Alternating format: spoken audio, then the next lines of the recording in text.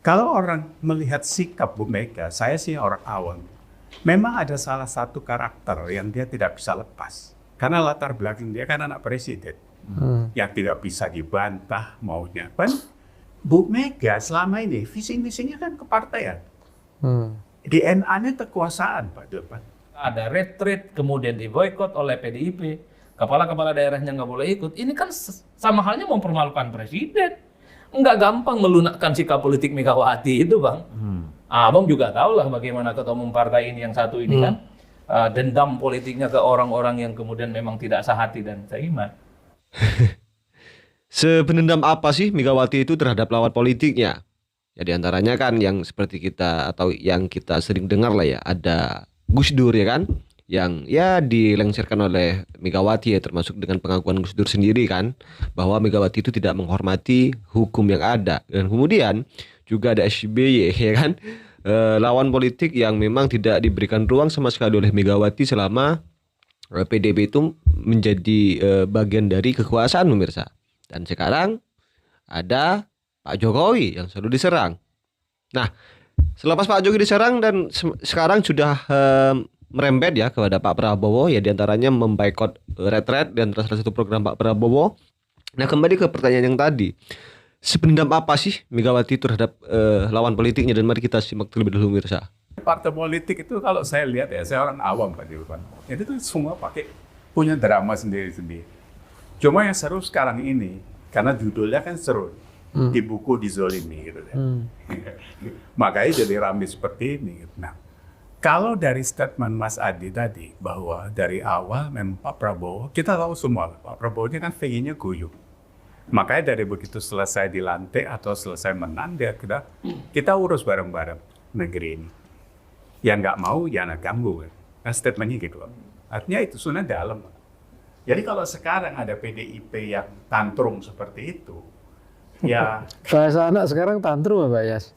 Bahasa anak sekarang tantrum. Apa tantrum itu sakit hati guling-gulingin. Jadi PDB begitu ya?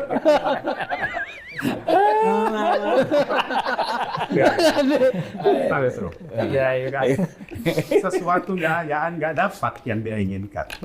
Nah, ini kan panjang sebenarnya kalau kita ikuti dari mulai Pak Jokowi mulai pecah ya. Sejak Pak Jokowi kan sebenarnya waktu itu saya bicara sama Pak Julpan kan. Jadi dari awal Pak Jokowi mendesain bagaimana Ganjar, bagaimana Prabowo, tapi jangan lepas. Kalau Bu Mega selama ini visi misinya kan kepartaian. DNA-nya kekuasaan Pak Julpan. Tapi kalau kita baca Jokowi, ya apalagi sekarang nyambung dengan Pak Prabowo, ya itu kan sebenarnya ya memang kebangsaan. Makanya saya sebut kemarin itu dua kesatria, walaupun sedikit agak jilat kali ya. Bahasa itu buat saya pantas dikasih ke mereka. Nah jadi kalau kemarin itu sampai ribut kayak gitu, sebenarnya kan dimulai dari KPK itu. Begitu Hasto dikesangkakan kan udah ribut. Ada video lah, ada dokumen yang disimpan di notaris Rusia. Saya bilang disimpan sama Putin, dimakan kucing lah. Sampai sekarang nggak nonton. Bu Mega mau datengin KPK. Udah ada satu video. Udah Udah dia. Videonya Hasto. Tapi dia kan sendiri yang ngomong gitu. Saya pikir kemarin disorotin siapa yang korupsi, ketahuan duit. Habis itu ribut lah. Nah, yang salah ini sebenarnya style dan karakter Bu Mega itu kan terus dikompori. Sama ada yang namanya Adiana Pitupulu lah, Deddy Sitorus lah, sekarang Hasto. Jadi makin panas kan dia. Nah, kalau orang melihat sikap Bu Mega, saya sih orang awam. Memang ada salah satu karakter yang dia tidak bisa lepas. Karena latar belakang dia kan anak presiden.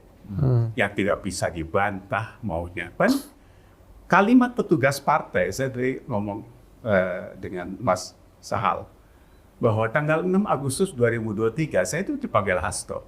Entah dapat dari mana, dan nomor saya Deddy Sitorus telepon saya. Pas waktu itu saya mau ke Blitar, sering nyekar, saya kan selalu nyekar ke Bung Karno.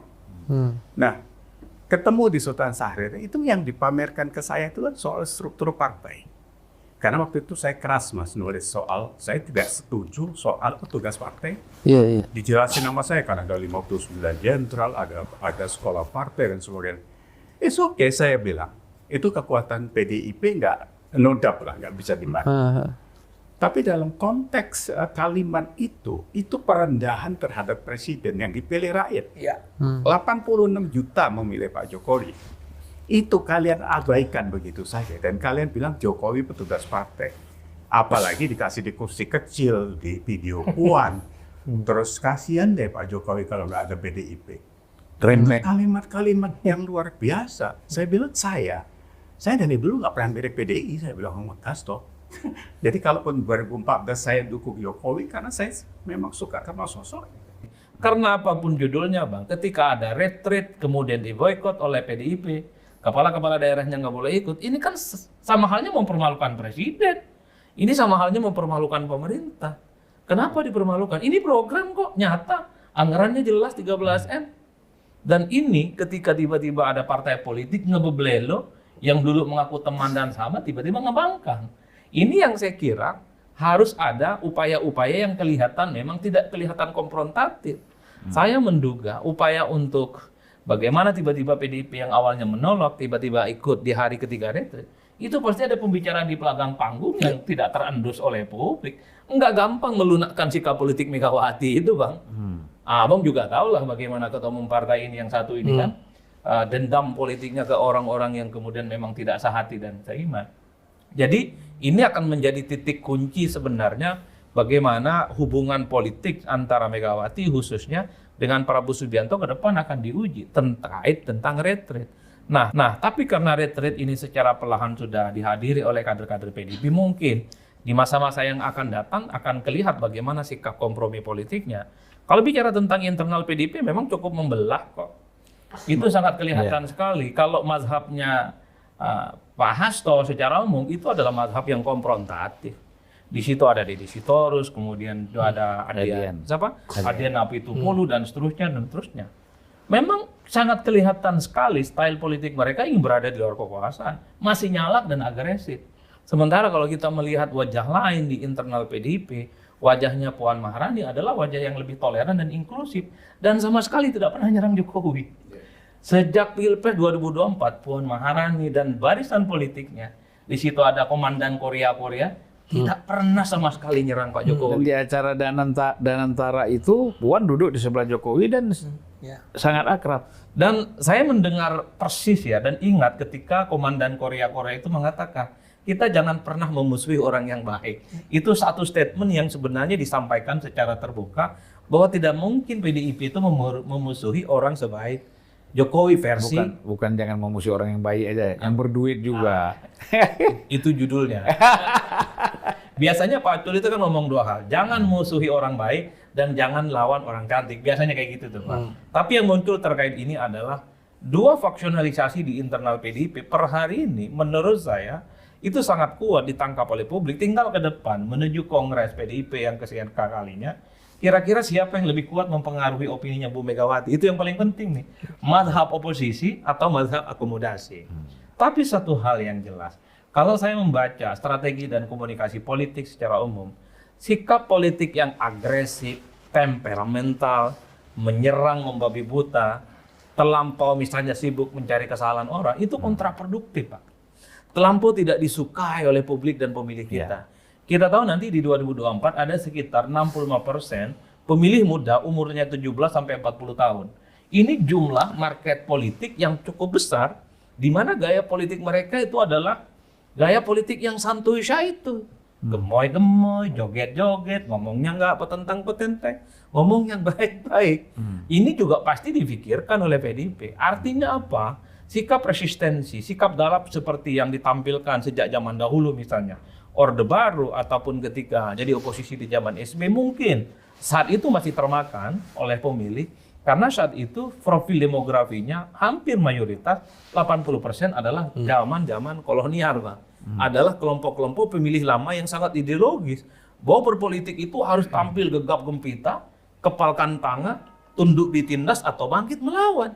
Anak-anak muda sekarang nggak begitu jalur ceritanya. Jadi secara politik elektoral, gaya komunikasi politik yang agresif, ya itu tidak disukai pada level pemilih di bawah. Bisa dicek anak-anak muda sekarang, nggak suka mereka. Itu yang sepertinya sedang difikirkan dalam konteks bagaimana personifikasi politik PDIP ke depan di masa-masa yang akan datang.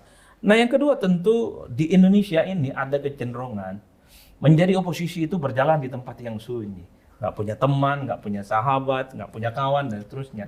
Pernyataan AHY hari ini kita dengarkan ketika menyampaikan sambutan dalam Kongres Partai Demokrat yang ke-6, kan AHY mengamplifikasi, mengulang betapa pahitnya menjadi oposisi, Bang. Dikucilkan, dimusuhi, jadi common enemy, dan bahkan partainya hampir wassalam. Mau digodeta dan mau dibegal. Dan itu juga menjelaskan sebenarnya bahwa menjadi oposisi di negara kita itu nggak populer. Secara politik dia akan miskin, tidak punya akses terhadap sumber daya ekonomi, karena kita tahu bahwa sumber daya ekonomi ini adalah modal utama bagi partai untuk hidup, untuk establik. Sumber daya ekonomi yang dimaksud itu adalah dengan cara menempatkan kader-kader terbaik mereka menjadi menteri, wakil menteri, dan jabatan-jabatan strategis lain di negara kita. Tujuannya adalah fundraising dan menghidupi partai. Kalau jadi oposisi, oh salam Pak, aksesnya Pak. Kalau tidak di eksekutif, biasanya yang direbutkan itu adalah komisi-komisi basah yang ada di DPR. Komisi 1, Komisi 3, Komisi 7, Komisi 11, dan seterusnya, dan seterusnya. Badan anggaran. Termasuk Banggaraan. Itu adalah bagian dari fundraising dari partai politik. Badan anggaran masih ke PDIP ketuanya. Betul. Jadi tidak mengherankan sebenarnya kalau per hari ini sekalipun partai-partai yang kalah pemilu, kalah pilpres, itu cenderung tidak mau untuk menjadi oposisi. Nah, itulah yang saya sebutkan. Saya ke depan, memang ke depan, sebisa mungkin sepertinya Prabowo Subianto dan Gibran itu akan menekan bagaimana tampilan ke muka itu adalah supaya tidak ada resistensi dan tidak ada perlawanan apapun, baik dari partai, baik dari mahasiswa, baik dari ormas, dan seterusnya, dan seterusnya. Ormas ini selesai dengan IUP bagi saya, karena tidak mungkin ormas ini akan nyalak setelah diberikan konsesi tambang misalnya untuk mengelola dan menjadi fundraising. Nah, yang paling penting sebenarnya ke depan adalah di tengah kondisivitas politik yang menurut cukup luar biasa. Semua partai politik sami'na wa ta'na. Semua pegiat-pegiat demokrasi dan ormas-ormas besar menjadi bagian dari kekuasaan politik pemerintah. Yang paling penting adalah bagaimana semua janji-janji politik Prabowo Subianto dan Gibran itu harus tuntas, Pak. Karena kerikil-kerikilnya sudah hilang kok. Nggak ada yang protes, nggak ada yang demo, nggak ada yang nyalak di parlemen. Itulah yang saya sebut Indonesia gelap yang disampaikan oleh mahasiswa kemarin. Itu sebenarnya adalah trigger bagaimana warning di masa-masa yang akan datang. Persoalan ekonomi itu menjadi persoalan utama. Karena persoalan politik sudah selesai. Persoalan konsolidasi sudah selesai. Persoalan rangkul-merangkul sudah selesai. Persoalan sharing power sudah selesai. Siapa yang tidak dapat kekuasaan di negara kita per hari ini? Ormas dapat. Ya enggak? Apa namanya? Partai politik dapat, kekuasaan sudah dapat, dan terusnya. Kampus. Maka kampus direvisi, tidak. Ya, karena ini kita juga yang nolak, Bang. Nanti kita sibuk nyari tambang lagi ketimbang bikin jurnal kan. Jadi itu yang saya sebutkan. Okay. Jadi saya memaknai Indonesia gelap termasuk tagar kabur aja dulu. Ini semacam tantangan sebenarnya kepada pemerintah bahwa persoalan kemiskinan, persoalan kesejahteraan termasuk soal tenaga kerja itu mestinya tuntas di era ini untuk 5 tahun. Apalagi kemarin kita melihat bagaimana Danantara itu kemudian diluncurkan sebagai upaya badan investasi supaya kita tidak tergantung ke asing. Secara substansi kita oke, kita senang. Yang terfikir itu seperti Temasek yang ada di Singapura, yang bisa invest di dunia luar, Bang. Tapi kan kita ngeri juga, Bang, soal trust ya, bagaimana mengelola lembaga. Kita khawatir misalnya seperti 1M. Oke. Mungkin hanya ini saja ya pemirsa terkait dengan konten kali ini. Ya seperti apa komentar kalian, tulis di kolom komentar terkait dengan sifat atau cara Megawati ya kan di dalam perpolitikan di Republik ini pemirsa. Tulis di kolom komentar dan jangan lupa juga tekan tombol subscribe-nya biar kalian tidak ketinggalan informasi-informasi terbaru dari channel ini. Dan salam demokrasi dan salam NKRI.